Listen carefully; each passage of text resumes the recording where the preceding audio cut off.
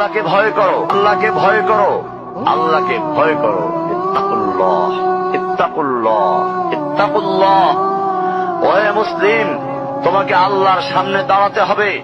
তোমার হিসাব নেওয়ার জন্য আল্লাহই যথেষ্ট, যিনি সব জানেন। তুমি যা গোপন করো ও প্রকাশ করো। তোমাকে অবশ্যই মৃত্যু বরণ করতে হবে। যখন তুমি দুনিয়ার সব কিছু ছেড়ে চলে যাবে, শুধু তুমি আখিরাতের জন্য যা সঞ্চয় করেছো তা নিয়ে সাবধান হও তোমার শেষ আমলের ব্যাপারে। তুমি জানো না কখন তোমার শেষ মুহূর্ত। তুমি কি প্রস্তুত মৃত্যুর জন্য? তুমি কি প্রস্তুত কবরের সওয়াল জবাবের জন্য? তুমি কি প্রস্তুত ভয়াবহ কিয়ামতের জন্য, হাসরের ময়দানের জন্য, হিসাব নিকাশের জন্য, আল্লাহকে জবাব দেওয়ার জন্য, মিজানের জন্য?